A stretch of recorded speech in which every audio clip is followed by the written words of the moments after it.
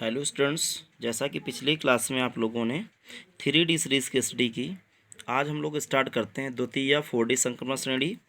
देखेंगे इसमें दीर्घाकार आवर्त सारणी के फिफ्थ आवर्त यानी पाँचवें आवर्त में यट्रियम जिसका परमाणु क्रमांक 39 होता है से कैडमियम परमाणु क्रमांक 48 तक के जो 10 तत्व होते हैं आपके, वो 4D श्रेणी के तत्व कहलाते हैं।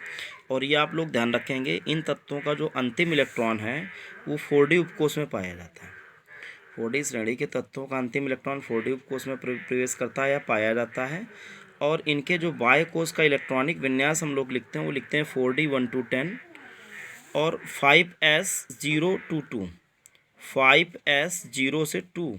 और ये तत्व आपके कौन कौन से मैं आपको दिखाता हूँ, फिर आप इनका कॉन्फ़िगरेशन भी करेंगे। आप देख सकते हैं yttrium Y39, zirconium ZR40, niobium NV41, molybdenum MO42, technetium TC43, ruthenium RU44, रहोडियम RH45, palladium PD46, silver AG47 और कैडमियम CD48। जैसा कि पिछले आप जो टेबल किए थे इसमें 3D सीरीज़ की, उसमें हमने आपको दो डेमेरिट्स बताई थी, क्रोमियम और कॉपर। लेकिन इस ग्रुप में दो डेमेरिट्स नहीं पाई जाती आपकी, इस ग्रुप में कई सारी डेमेरिट्स आपकी अवेलेबल हैं। ये आप लोग कुछ पॉइंट्स में बता रहा हूँ, आप ध्यान करके रखेंगे इसमें।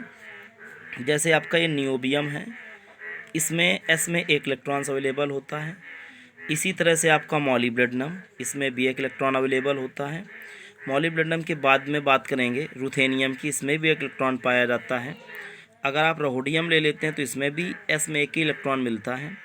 लेकिन ये एक और ज़बरदस्त अपवाद है, पैलेडियम, इसमें S में 0 इलेक्ट्रॉन्स मिलते हैं। इसके बाद आगे जब आप आते हैं सिल्वर में, तो इसमें भी एक इलेक्ट्रॉन्स होता है। कुल मिलाकर के इसमें आप देखें परमाणु क्रमांक 41, 42, 44, 45, 46 और 47 के जो तत्व हैं ना, इस कंडीशंस को फॉलो नहीं करते हैं। और इनमें जो S में इलेक्ट्रॉन्स पहुंचता है वो 1 की सिचुएशन में होता है, कवरिंग इलेक्ट्रॉन 1 होता है। तो अब हम लोग इनके इलेक्ट्रॉनिक विन्यास बनाने की कोशिश करेंगे। देखेंगे आप लोग यट्रियम 39 मैंने बना रखा है, 1s2, 2s2, 2p6, 3s2, 3p6, 4s2, फिर आप रखेंगे 3d10, फिर 4p6, 5s2 और 4d1। इसी तरह से अगला आप लेंगे जिरकोनियम ZR40, इसका अगर आप बनाते हैं तो 1s2, 2s2, 2p6, 3s2, 3p6, 4s2, फिर यहाँ 4s2 के बाद आप यहाँ पर ये लिखेंगे 3d10। राइटिंग में मुझसे छूट गया था, आप लोग सही से लिखेंगे 3d10, फिर 4p6, 5s2, 4d2। आगे देखेंगे niobium NB41, 1s2, 2s2, 2p6, 3s2, 3p6, 4s2 और 4s2 के बाद फिर लिखेंगे 3d10, फिर 4p6, 5s1 और 4d4। इसी तरह से आप अगला लेंगे मॉलीब्लेडिनम MO, इसका परमाणु क्रमांक होता है आपका 42। कॉन्फ़िगरेशन करेंगे 1s2, 2s2, 2p6, 3s2, 3p6, 4s2, इसके बाद लिखेंगे 3d10, 4p6, 5s1 और 4d5। आगे की बात करेंगे टेक्नेटियम TC, इसका एटॉमिक नंबर आप लोग लिखते हैं 43। देखेंगे इसका configuration 1s2, 2s2, 2p6, 3s2, 3p6, 4s2, 3d10, 4p6, 5s2 और 4d5। आगे आप आते हैं, देखेंगे रूथेनियम RU44 परमाणु क्रमांक होता है इसका। कॉन्फ़िगरेशन करेंगे हम लोग 1s2, 2s2, 2p6, 3s2, 3p6, 4s2, 3d10, 4p6, 5s1, 4d7। आगे आप आते हैं रहोडियम RH परमाणु क्रमांक 45।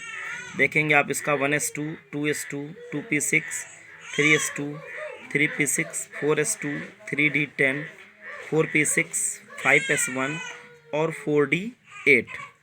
आगे आप आते हैं पैलेडियम में। पैलेडियम देखेंगे आप 46, इसका एटॉमिक नंबर होता है 1s2, 2s2, 2p6, 3s2, 3p6, 4s2, 3d10, 4p6, 5s0 और 4d10। उसके बाद आगे चलते हैं सिल्वर एजी, इसका एटॉमिक नंबर 47। कॉन्फ़िगरेशन करेंगे 1s2, 2s2, 2p6, 3s2, 3p6, 4s2, 3d10, 4p6, 5s1 और 4d10।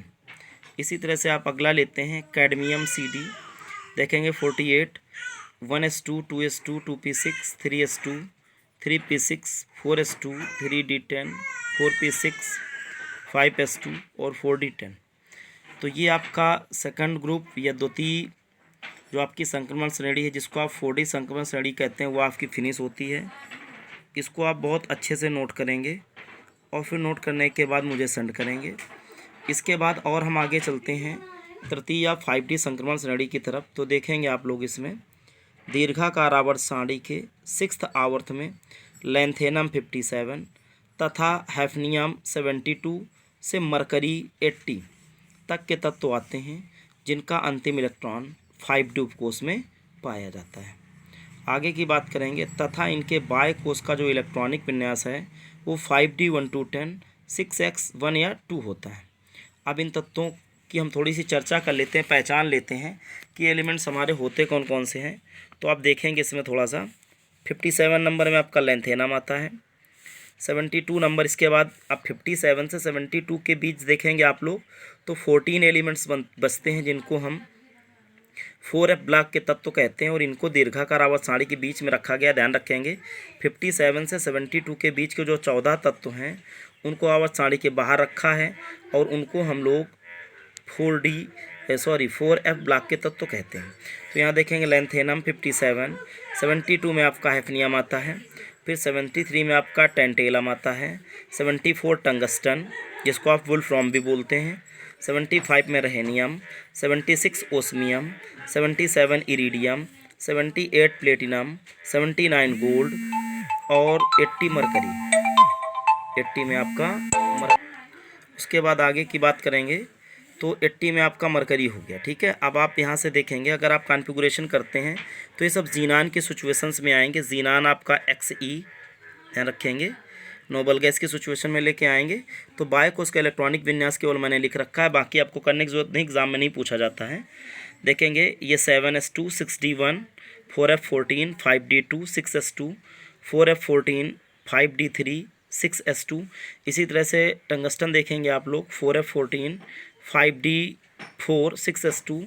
इसी तरह से आप देखेंगे रहेनियम 4f14, 5d5, 6s2, osmium 4f14, 5d6, 6s2।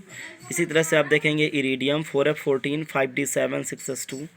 आगे देखेंगे आप प्लेटिनम 4f14, 5d9, 6s1। और आगे देखेंगे आप गोल्ड 4f14, 5d10, 6s1। इसी तरह से mercury Hg 4f14, 5d10, 6s2। ठीक है, तो ये आप लोग कॉपी में कंप्लीट करें अगला नेक्स्ट वीडियो में।